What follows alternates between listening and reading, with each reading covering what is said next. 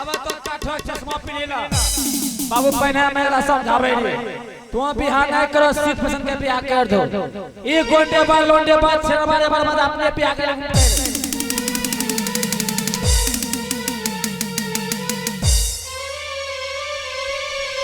महारानी। हाँ ये गेंद सीत और बसंत का है। हाँ लेकिन ये गेंद दिखा करके क्या साबित करने के लिए चाहती है? मैं ये ज्ञान दिखाकर यही साबित करने के लिए चाहती हूँ। हाँ। जिस समय दोनों भाई मेरे कमरे में गए थे, जब मैं डर से चिल्लाने लगी बचाओ बचाओ, जैसे मेरी आवाज महामंत्री ने सुना, महामंत्री मेरे रूम तक पहुंचा। महामंत्री को देखते ही दोनों भाई मेरे पीछा पर ज्ञान छोड़कर भाग गया है। महारानी, हाँ इनसे पहले जो तुम बोल रही थी तुम्हारी बातों पर बिल्कुल मुझे यकीन नहीं था। अच्छा, लेकिन आज तुमने जिद दिखा करके तूने साबित कर दिया आज जो कुछ भी तुम्हारे साथ हुआ है हाँ स्वामी जी बिल्कुल सही है।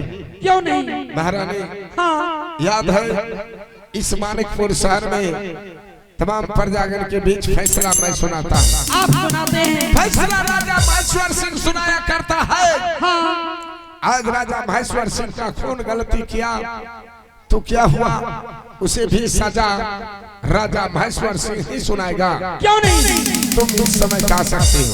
ठीक है मैं जा रही हूँ।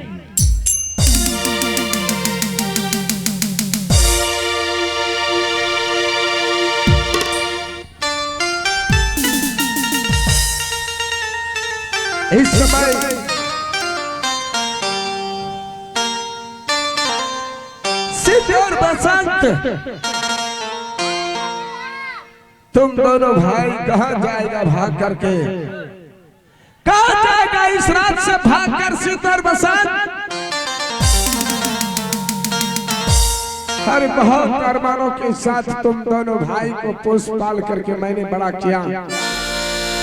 इस मानिकपुर शहर में तुम दोनों के लिए क्या क्या नहीं किया,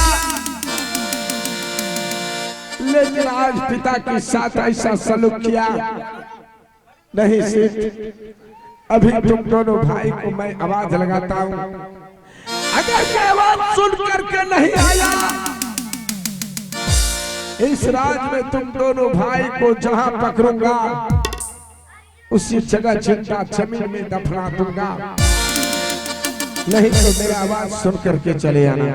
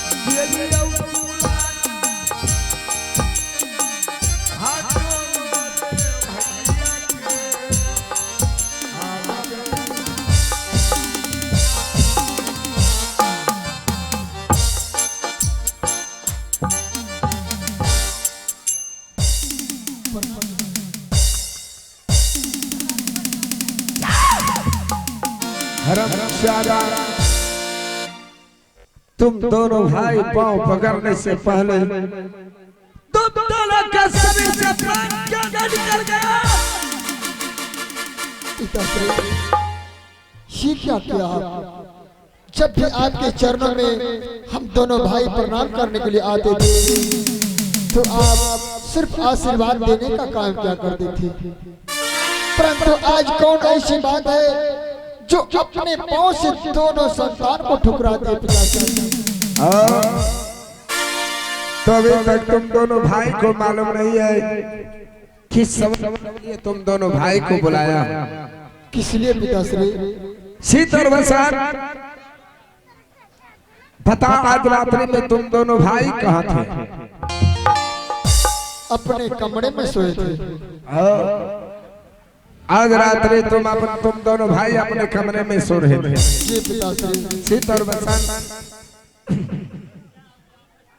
इस समय तुम दोनों भाई बता सकते हो कि संसार में तुम दोनों भाई के पास वैसा कौन सी वस्तु थे जो तुम दोनों भाई मां मर जाने के बाद उस वस्तु के बिना ना तो जी सकते थे ना तो मर सकते थे।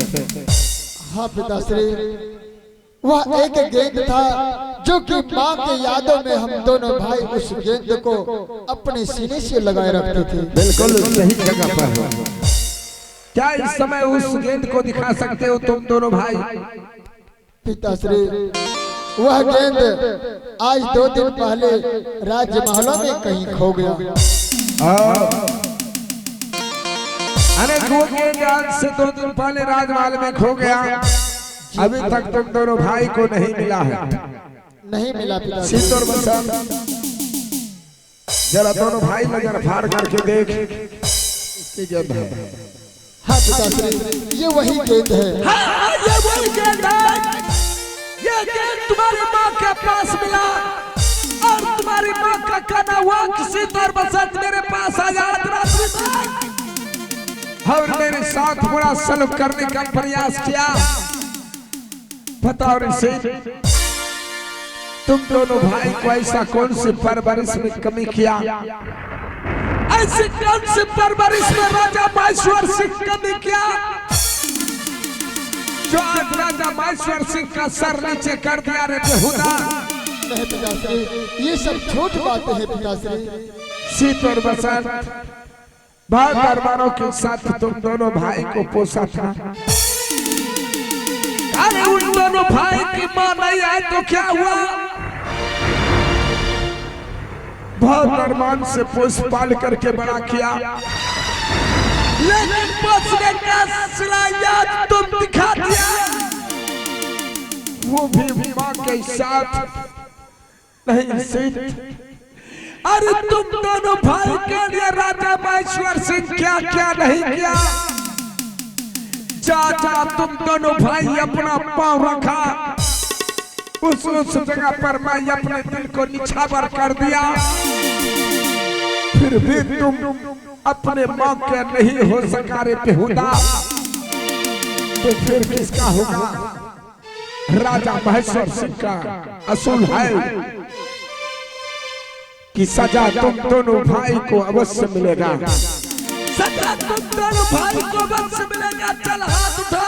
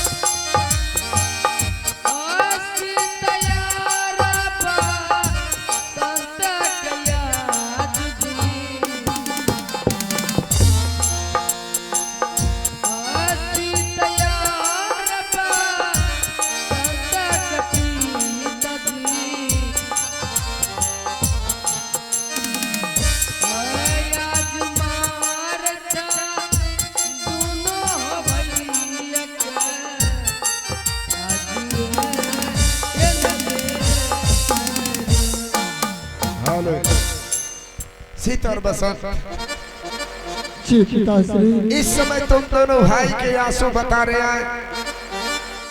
ऐसा मानिकपुर शहर में कोई गलती कोई भूल नहीं किया। नहीं क्या हो पिताश्री। आज तुम दोनों भाई को सजा मिल रहा है।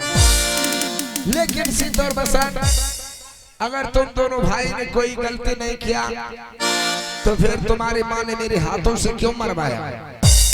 सीत और बसंत, मुझे लगता है जरूर तुम दोनों भाई से माँ के साथ ऐसा कोई गलती हुआ है, आज मेरे हाथों से तुम दोनों भाई को मरवाया। इस समय मेरे पास कोई रास्ता दिखाई नहीं दे रहा है सीत। इस समय एक ही रास्ता सिर्फ दिखाई दे रहा है, वो रास्ता है ओ क्या है पिताश्री। इस समय बसंत को लेकर के तुम यहाँ से चले जाओ सतेनी माँ के पास। तुम दोनों भाई चरण पकड़ करके उतना गिड़गिड़ाओ ताकि उसके दिल पत्थर का भी होगा, उसे पिघाल कर मोम बना देना मेरे पुत्र।